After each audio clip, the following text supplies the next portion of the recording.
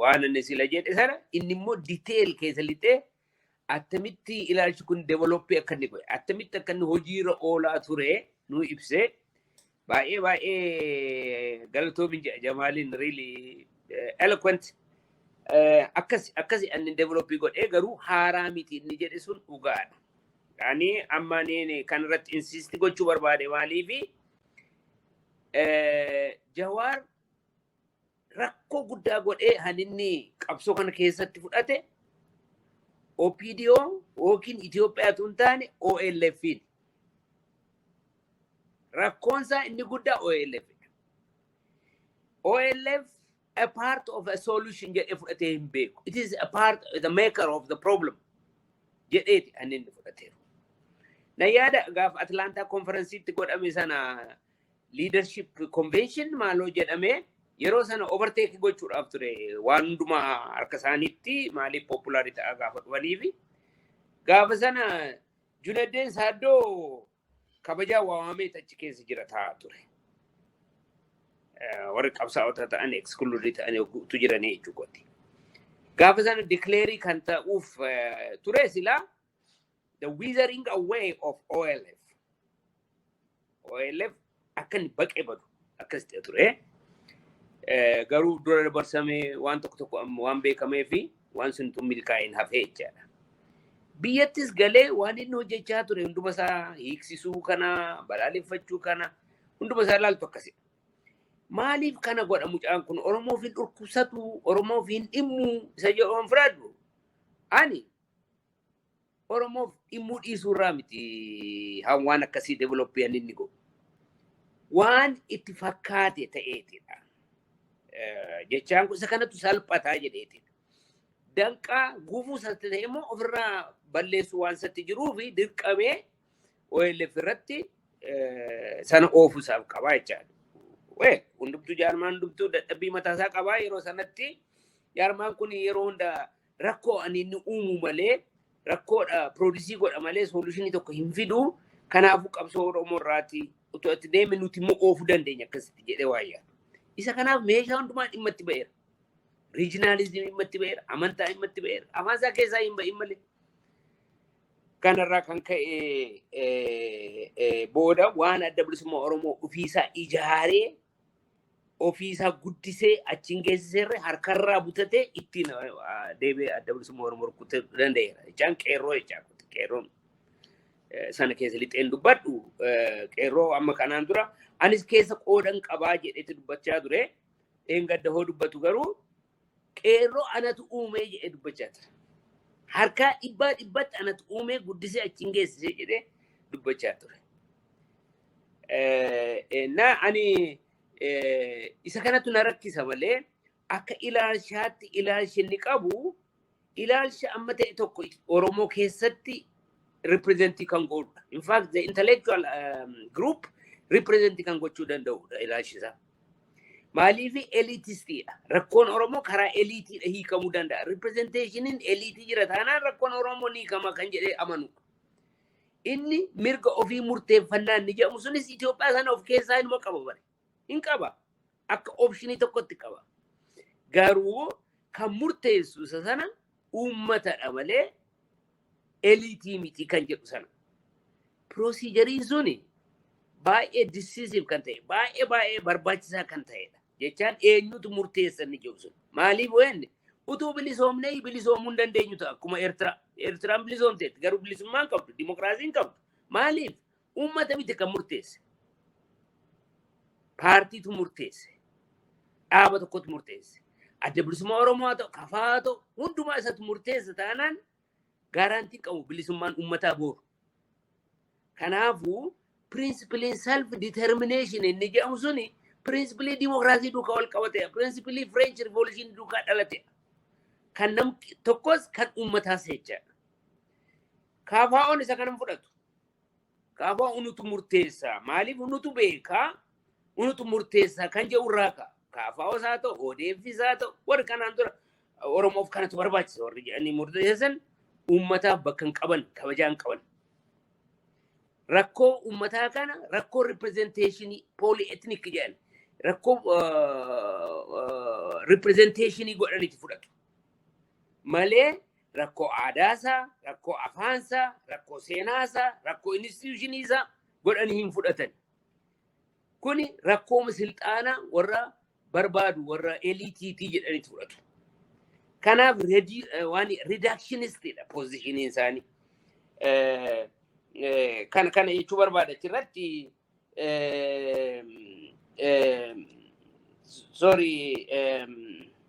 hubannaa ummata keenyatu hubachuu dadhabe moo maalidhaan inni sana duraa jette suni ani natti hin fakkaatu. Warri keessumaa amma elites yookiin opinion makers warri jedhaman Oromoo keessa jiranii hoggu sanas hin beeku. Jawaar waan nama cawara bareen beeku akkan argutti afaansa qulqulluudha, katabbiidhaan, dubbiidhaan hunduma isaa gadi baasee himeetidha. Ani adeemsisaa ture. He is genuine, he is honest. Isa hundumaan beeku turan warri itti naanna'anii kana afarsaa turan hojjetan. Gaafa inni muratee biyyatti galuuf jedhu garuu suspicion skepticismii tokko waan biraa qabanii fi jireenya mataa isaanii waan filataniif biraa hafan. Har'a gaafa inni kasaaree ufu isarratti ulee baafatanii jechaadha. Malee isaanuu hin beeku. Uummatni garuu waan adda addaatiin ammayyoo ta'e ammayyisuma akkas dubbatamu kana keessaa kan Jawaariin deeggaru baay'eetu jira. Inni kaan regionally motivated. Inni kaan amantaan motivated. Inni kaan sagaleema Jawaariitu akka inni itti dubbatu impressiisa godha. Sababa kanarraa kan ka'e duukaa jira malee akkasidha. Inni eliitiin garuu hin beeka durii waan haaraa miti kun jedheen fudhadha. Kanaaf hubannaan booda dhufe inni jedhamu sun sobadha. Maaliif muuxannooni kan dhalootaatti kan ta'uusaaf qabu, kan namaa miti kan ta'uusaaf qabu silaa akkas liberation movement keessatti kan uummata kan dhalootaatti ta'uusaaf qabu. Jechaan Haayilee Fiidaa kaleessa karaan taanerra adeemee hokkufeera yoo ta'e muuxannoon sun muuxannoo Haayilee Fiidaa in person ta'uusaaf hin qabu. Muuxannoon sun muuxannoo dhaloota. Jechaan kan dhaloota taanutti kan darbu ta'uusaaf qaba. Maaliif kufeenni suni? Dadhabbii leadershipii isaarraa kan ka'e moo ilaalcha ideoloojii isaarraa kan ka'e moo maalirraa kan ka'e kufee? Hoo kun ta'ee gara fuulduraatti wayyaa'uu danda'amoo hin danda'u jedhee dhaloonni inni haaraan muuxannoo sanarraa fudhachuusaaf qaba. Jawaar kaalibariinsa kanaaf gahaadha. Maaliif baarotumsaaf icaat jedhanii Itoophiyaa jedhanii jalqabanii mootummaa sana keessa galanii hojjetanii dadhabanii keessaa bahanii haqanii bosonatti lixan. Haayilee Fiidaan maqaa Oromoo dha'uun nutti hin jiru. Maqaa Itoophiyaa dhoofnee Oromoota intellectually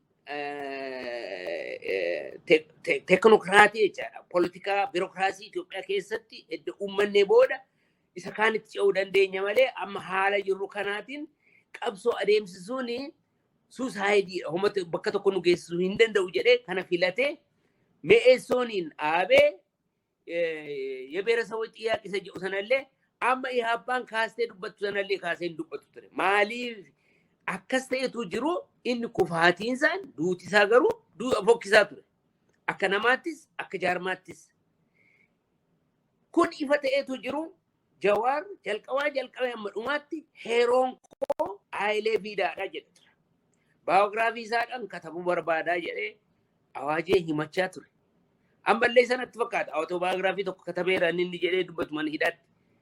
Inna disastrous kan ta'e waan itti qaanamu seenaa Oromoo keessatti waan yaalame tokkodha. Jechaan contribution Haayilee Fiidaa xiqqeessuudhaaf hin jedhamti. Line of thinking sun garuu Oromoo baasuu akka hin dandeenye, Oromummaa biqilchuu akka hin dandeenye silaa dhalootarraa dhalootatti darbuusaaf qaba ture.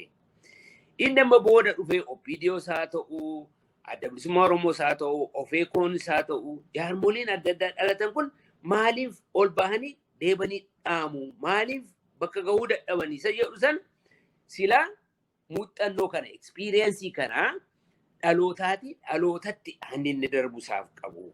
Kun darbuu dadhabeera.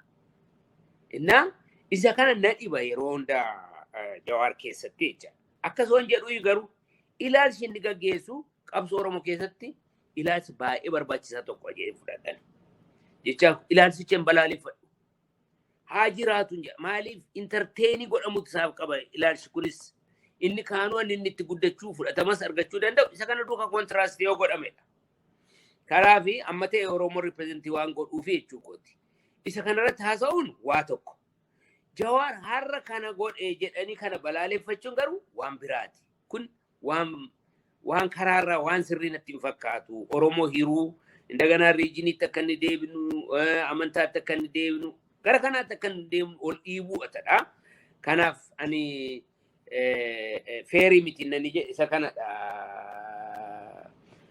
Waa'ee alaabaati kaasti kana riilii utuun irratti komentiin godhu ta'ee natti tola. Alaabaan adda bilisummaa Oromoo dhugaadha fudhatama guddaa argatee akkuma jaarmichaa jechaa kooti. Alaabaan sunis alaabaa Oromoo keessumaa alaabaa bilisummaa sochii muuvimentii liberation movement sana ta'ee fudhatama argateedha. Isa kana populaarize gochuu irratti Jawaaris taphateera. Of course disown isaan gochuudhaafis ta'uu hin danda'a. Akkuma qeerroo disown godhe OLFirra isa kanas disown gochuu ta'uu danda'a. Haxxummaa guddaadha. Haa ta'u malee hoo kana godhate populaarize dha godha. Hini guddisa. Mataasaas immoo kana duukaa identify gochuudhaan karaa mootummaa rakkoo keessa akka inni bu'u kan isa godhu waan ta'eef amma kanatti jaarmaa kana yaaddessuun isaaf hin qabu ture jedheen fudhadha. Adda bilisummaa Oromoo kun isa yaaddessuun isaaf hin qabu. Dhugaadha. Alaabaa kana fuuldura isaa kaa'ee adda bilisummaa Oromoo honni balaaleffatu. Ilaalcha adumsa adda bilisummaa Oromoof haallaasaa yeroo dubbachaa oolu. Duuriyyeedha. Waraansa adda bilisummaa Oromoo duuriyyeedha.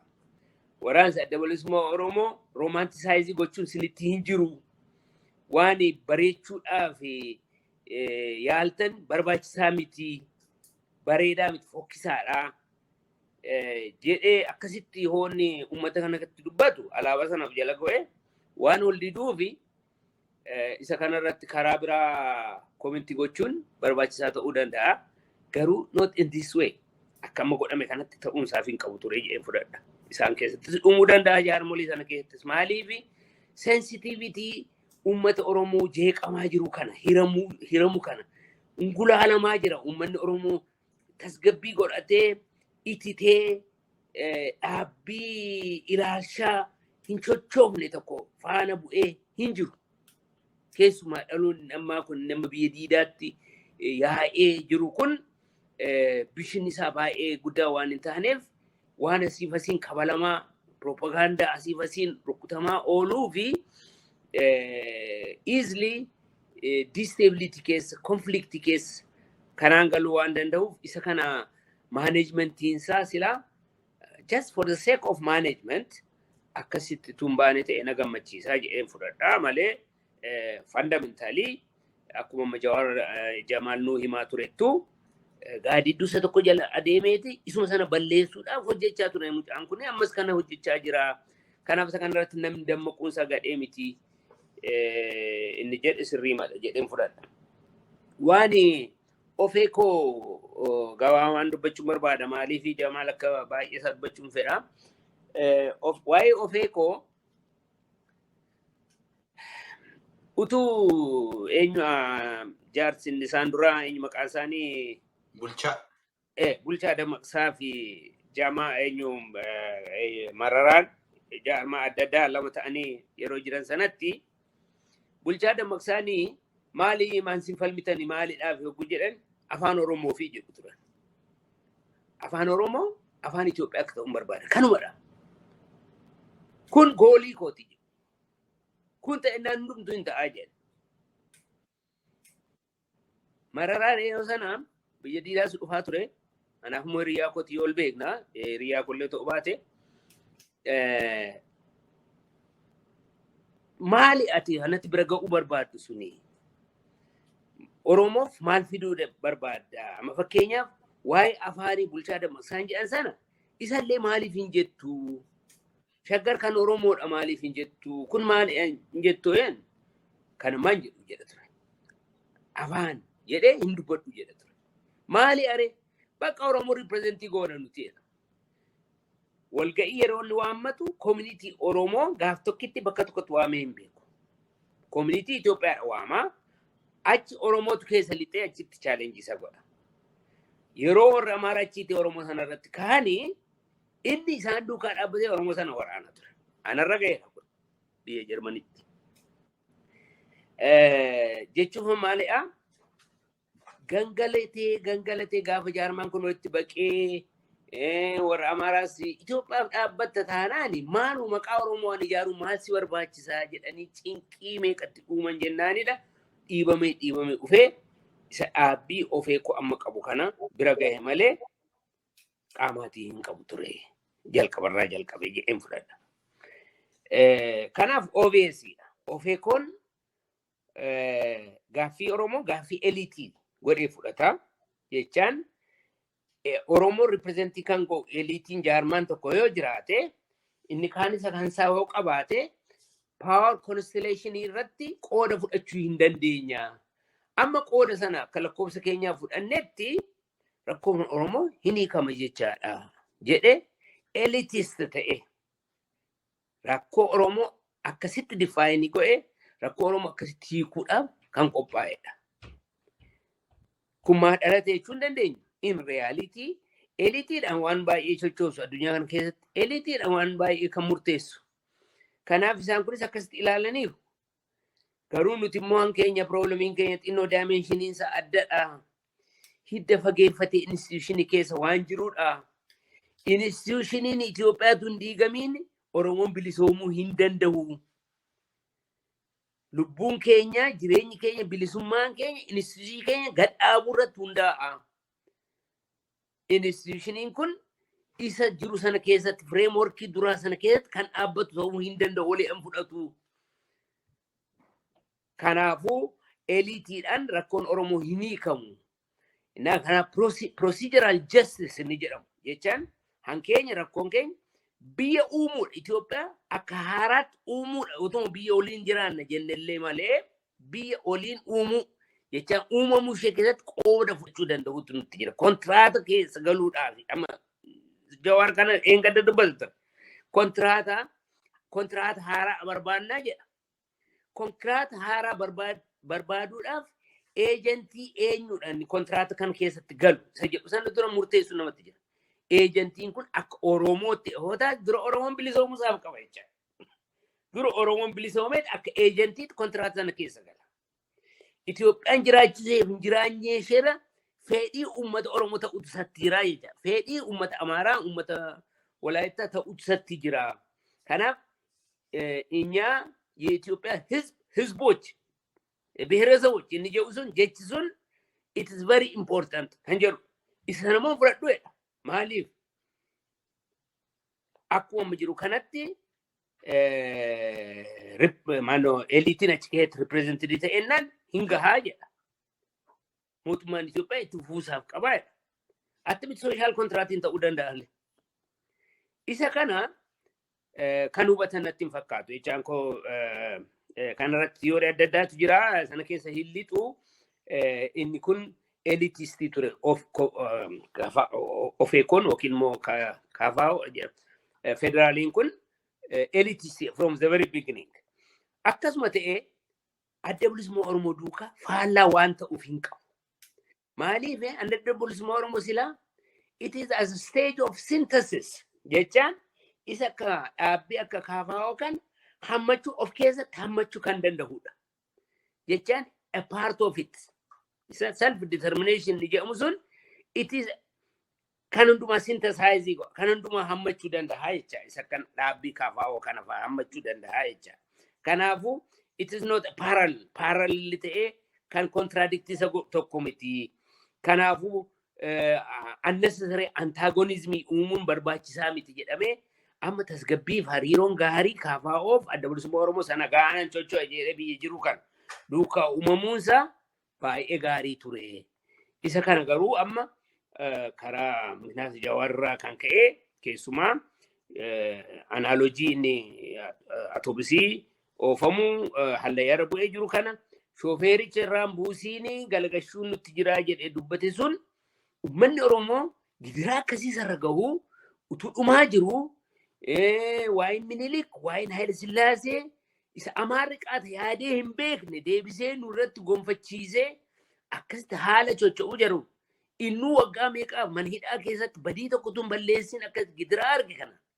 Utuu haalli kun jiru utuu nafxanyaa tokko ta'ee Itoophiyaan yookiin Oromoon akka har'a bitamtu kanatti bitamuu hin dandeessu. I'm definitely sure. Amma ta'e toon recognition uummata Oromoof hin laatamu. Uummata Oromoo keessaa maqaa Oromoo an bahee nama jiru kanatu gaafa ufee qabatee jalqabee Minilikii maqaa Minilikiin Tewoodiroosiin nurratti waamee uummata Oromoo akkasitti cafaqaa jiru. Nama kana ammallee qabachuutu nutti jira jedhee nu dubbatu isa kana irratti natti fakkaata. Hanjawar baay'ee hammeenyi isaa isa kana irratti natti fakkaata. Natti akka hubannaa kotti isa kana irratti mormuun namatti jira. Isa kana kaafaa'oon poozishinii kana deeggara natti hin fakkaatu. Faallaa poozishinii kaafaa'oon natti fakkaata inni kun. Isa isaanaaf fixatan of keessatti fixatanii Jawaar duukaa garuu kaafaa'oon amma kanatti anaaf chaalenjii guddaa ta'ee yookiin immoo qabsoo kanaaf gufuu ta'ee ilaalamuu isaaf hin qabu. Akka opshinii tokkootti akka filannoo tokkootti socho'uu isaaf qaba hammatamuutu isaaf qaba Oromoo keessatti jedheen fudhadha.